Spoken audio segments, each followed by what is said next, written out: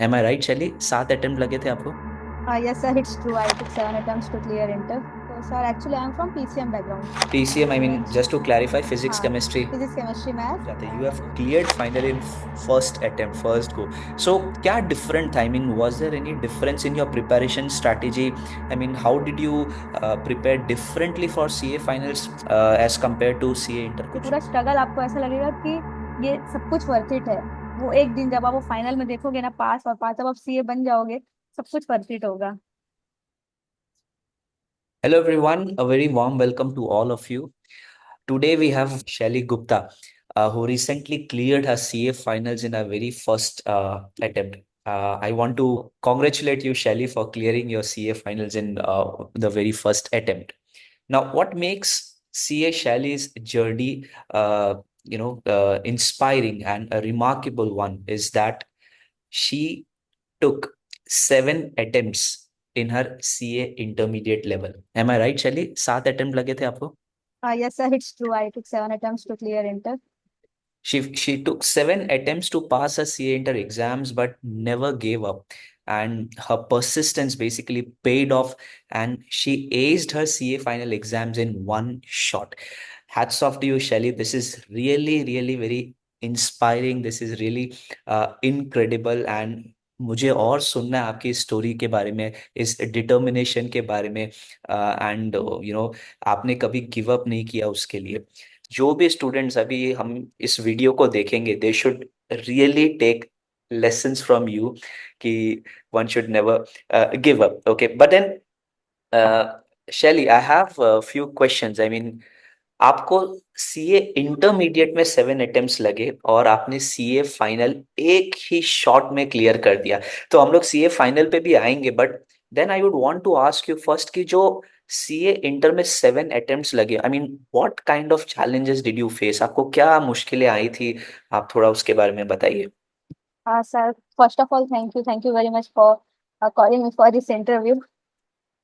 That's my privilege. In fact, all the students are going to benefit a lot. I mean, मैं मेरे लिए आप एकदम true hero हो, क्योंकि मुझे मालूम है ना, कई स्टूडेंट्स को ऐसा लगता है यार 2 अटेम्प्ट हो गए, सी इंटर निकल नहीं रहा, 3 अटेम्प्ट हो गए, मतलब and they give up. But then आप आपके कारण, मतलब आप 7 अटेम्प्ट्स के बाद भी you stood there and then clearing CA final in one shot.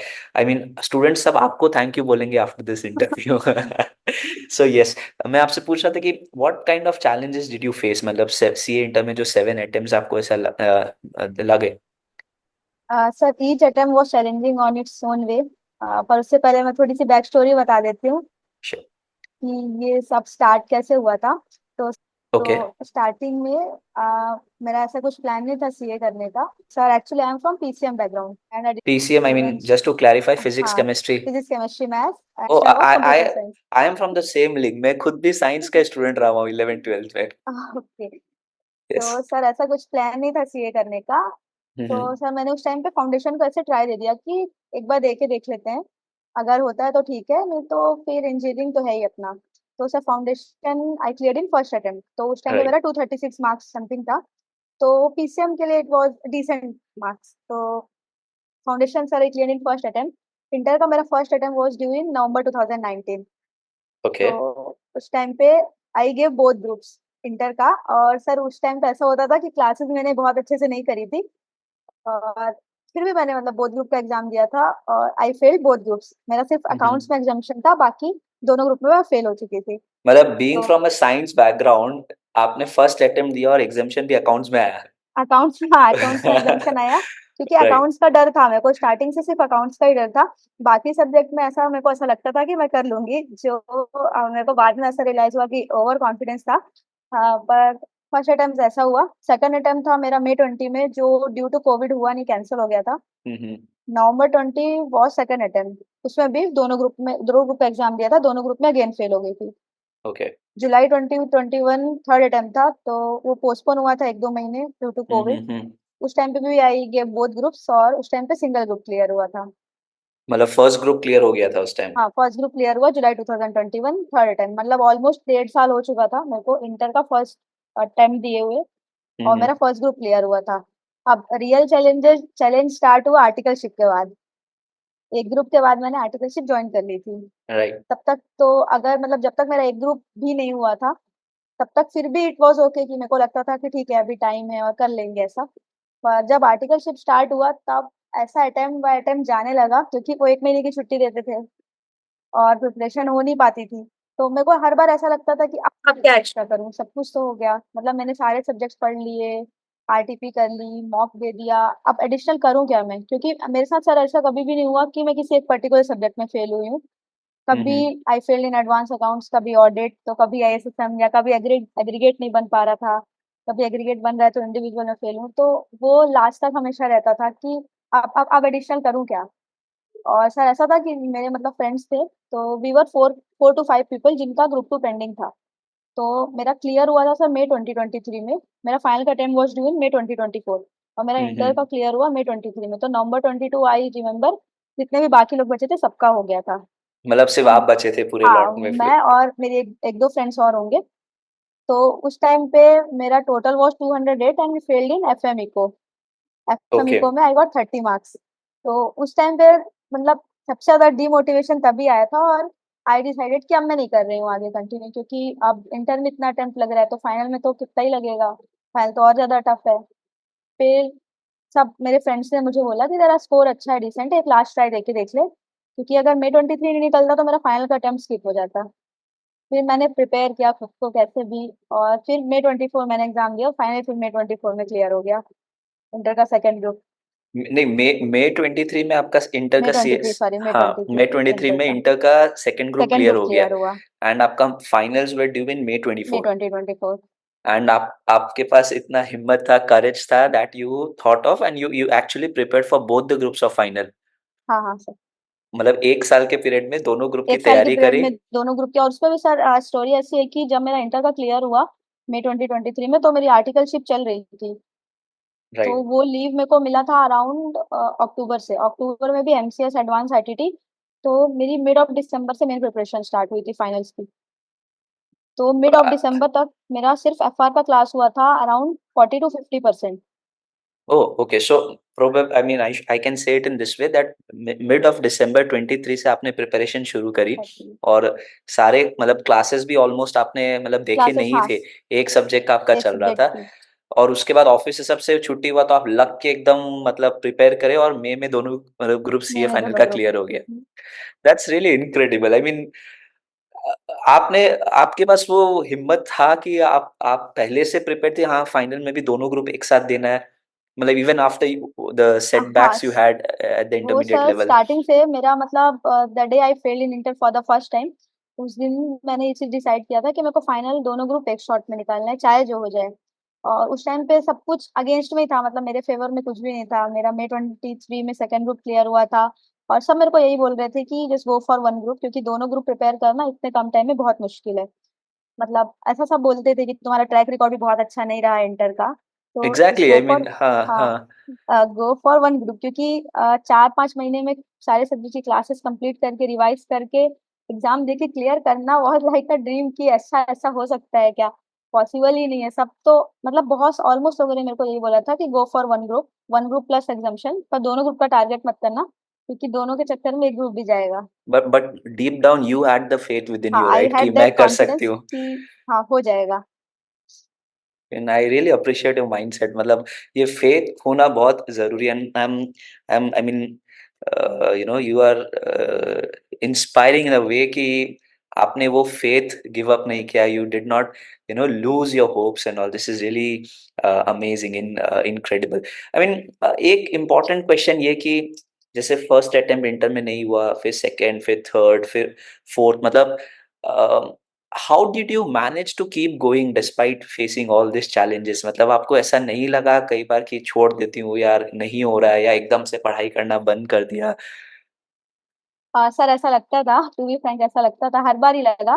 पर सर मैं हमेशा सोचती थी कि मैंने क्यों स्टार्ट किया, मैंने ऐसे बीच में छोड़ने के लिए तो स्टार्ट नहीं किया था। और मेरे पास सर मेहनत करने के अलावा कोई और ऑप्शन था नहीं।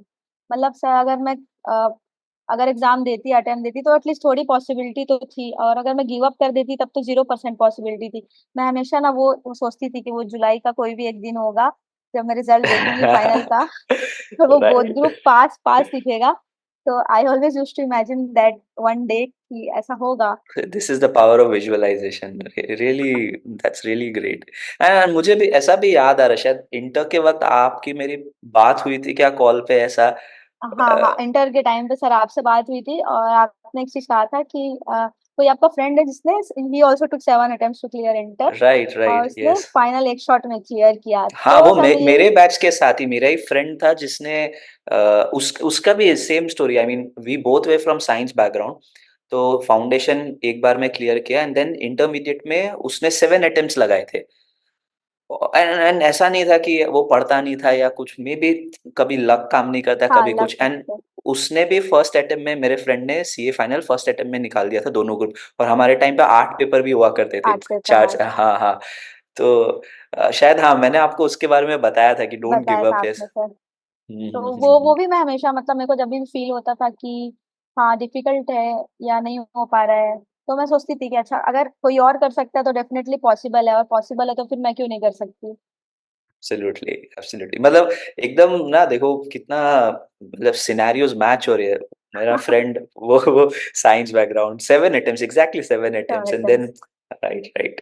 सो अभी अभी ठीक है, 7 अटेम्प्ट्स तो भूल जाते हैं, you have cleared final in first attempt, first go. So क्या डिफरेंट था, I mean was there any difference in your preparation strategy?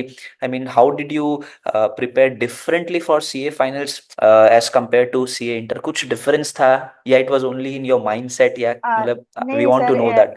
It was definitely different क्योंकि प्रिपरेशन स्ट्रेटजी और माइंडसेट दोनों ही इस बार मैंने चेंज किया था अपना। और सर मैंने जो भी इंटर में मिस्टेक्स की थी ना, उनसे मैंने बहुत कुछ सीखा था कि अच्छा एक्चुअली अप्रोच कैसे करना है किसी भी सब्जेक्ट को, पढ़ाई कैसे स्टार्ट करनी है। आप एक और एग्जांपल दे सकते हो, मतलब कोई भी एक सर, पर्टिकुलर सब्जेक्ट को लेके? फॉर एग्जाम्पल सर मैंने इस बार क्या किया था कि दोनों ग्रुप्स में अपने जो भी मेरी स्ट्रेंथ है कौन कौन सा, जैसे मैंने फर्स्ट ग्रुप में एएफएम टारगेट किया था और सेकंड ग्रुप में डीटीआईडीटी टारगेट किया था। तो जैसे कि एएफएम फॉर एग्जांपल, तो कुछ चैप्टर्स ऐसे होते हैं जिसमें कंपेरेटिवली कम मेहनत होती है और मार्क्स ज्यादा देके जाते हैं, जैसे राइट। से मर्जर हो गया या म्यूचुअल फंड्स हो गया। कंपेयर टू फॉरेक्स उसमें मेहनत बहुत कम है लेकिन मार्क्स ज्यादा देके जाते हैं। तो मैंने प्रिपरेशन वैसे ही स्टार्ट की थी और स्टार्टिंग से मैंने उतने क्वेश्चंस मार्क कर लिए थे जो मैं एग्जाम के पहले रिवाइज कर सकती हूँ। मैंने बहुत ही सिलेक्टिव हम्म। स्टडी की थी क्योंकि मेरे को पता था कितना टाइम है नहीं मेरे पास कि मैं पूरा पूरा कर सकूँ। तो अराउंड आई थिंक एएफएम में मैंने 200 या 2। आई थिंक सिलेक्टिव वर्ड थोड़ा नेगेटिव हो जाता है, I should say it is a smart studying approach. हाँ, स्मार्ट स्टडी यस। राइट। तो एएफएम में भी ऐसा मैंने किया था, अराउंड 200 to 250 क्वेश्चन मैंने जो सिलेक्ट किए थे, मतलब एक बार तो मैंने पूरा पूरा किया था। और जब मैंने फर्स्ट रिवीजन स्टार्ट किया था तब से उन्हीं क्वेश्चंस को मैंने बार बार प्रैक्टिस किया था रादर देन ज्यादा नंबर ऑफ क्वेश्चंस। तो एग्जाम के पहले भी वो क्वेश्चंस मेरे को वापस रिकॉल हो रहे थे जो मैंने प्रैक्टिस की थी अपने लीव के टाइम पे। और ये हम्म। स्टेज से मैं सर ऑडिट में मैंने ये फॉलो किया था कि जो पीछे के चैप्टर्स है जैसे ग्रुप ऑडिट हो गया और प्रोफेशनल एथिक्स हो गया, डिजिटल ऑडिट, तो ये कंपेरेटिवली स्कोरिंग है क्योंकि ऐसे इसमें कम डिफिकल्ट क्वेश्चन पूछने का स्कोप ज्यादा होता है और इसमें स्ट्रेट फॉरवर्ड मार्क्स मिल जाते हैं दैट क्वेश्चंस। तो वो मैंने फॉलो किया था। और डीटीआईडीटी के टाइम सर मैंने ऐसा किया था कि मेरे पास टाइम कम था तो मैंने क्लासेस के साथ ही रिवाइज किया था। डीटीआईडीटी मैंने सेपरेट रिवीजन के लिए एक दिन भी नहीं दिया, सीधे मैंने क्लासेस के टाइम पे किया और फिर एग्जाम के एक दिन पहले किया था। तो क्लास के साथ ही मैं सारे क्वेश्चंस कर लेती थी और उसी के टाइम पे मतलब अगर आरटीपी एमटीपी का कोई क्वेश्चन है तो साथ साथ ही कर लेती सब थी साथ कंप्लीट। में कर लिया था। हाँ, ये तो है ही ना, आप क्लास के साथ हाथों हाथ पढ़ लेते हो तो हाँ, जो लर्निंग इम्पैक्ट है क्लास का वो और बहुत बढ़ जाता है। वरना अगर आपने क्लास देखा, 3 महीने तक क्लास देखा, फिर 3 4 महीने का गैप हो गया, फिर रिवाइज करने बैठते हो तो फिर से रिकॉल करने में काफी रिकॉल करने में, टाइम हाँ लग जाता है। Exactly. That's really nice, I mean class के साथ साथ पढ़ने से it actually boost your preparation. मुझे आपसे बात करके यही बार बार एक ही वर्ड दिमाग में घूम रहा है जिसको हम लोग बोलते हैं स्मार्ट स्टडिंग स्मार्ट अप्रोच या स्टडी। स्मार्ट स्टडिंग टेक्निक, जो भी। बहुत अच्छा है, यही ऐसा ही होना चाहिए, बिल्कुल। अ, अब अब जो आपने सीए बन ही गए हो, you have achieve this milestone, तो क्या, what are your career aspirations looking forward? क्या करना चाहते हो आगे, आप क्या करोगे?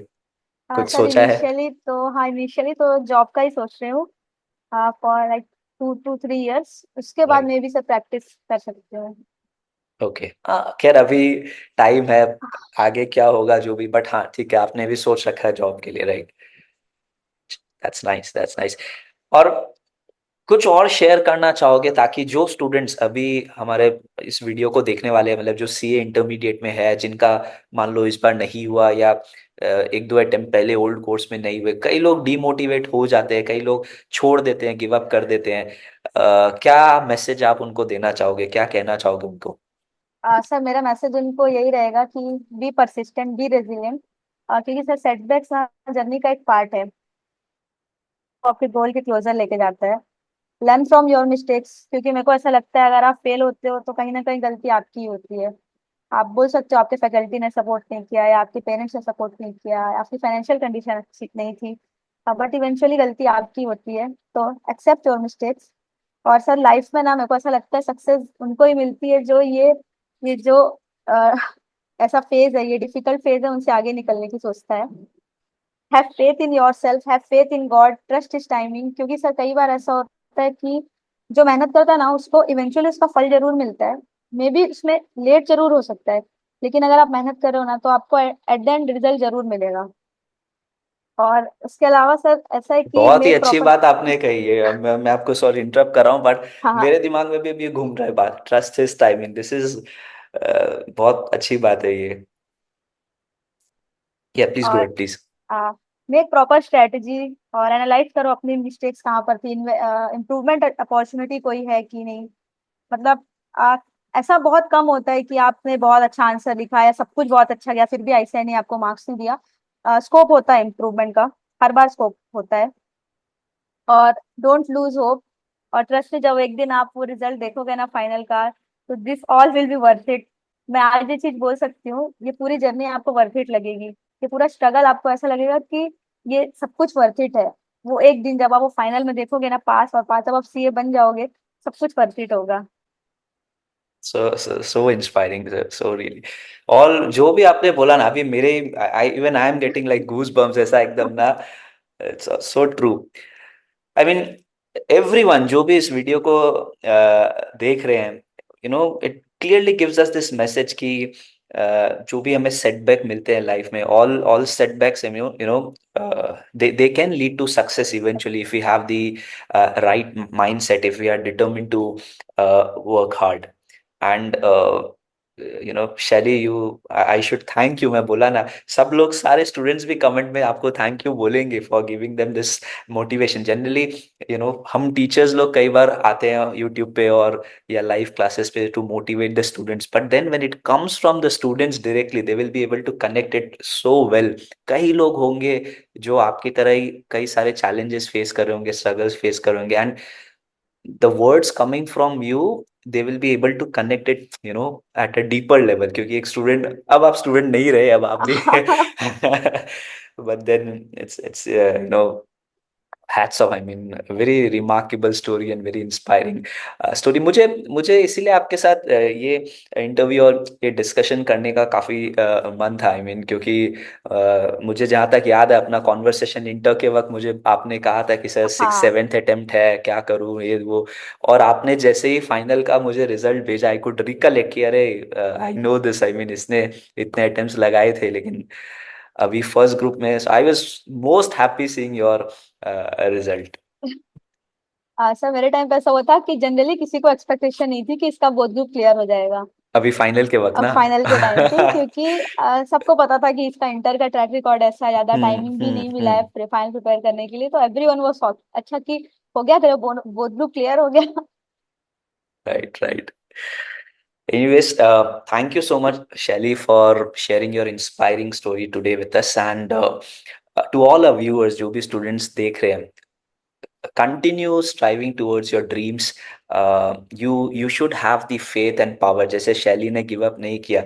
You should have the faith, you should have the to the power basically within you to make the setbacks turn into your goals and dreams। मतलब don't lose hope, अगर कोई भी struggle बीच में आता है, that's a part of life। Okay। Anyways, thank you again, Shali, so much. I congratulate you again, to you, to your family, and for this wonderful discussion we had. Thank you so much sir. Okay. All right. Until next time, guys, stay inspired and keep chasing your goals. Thank you. Bye.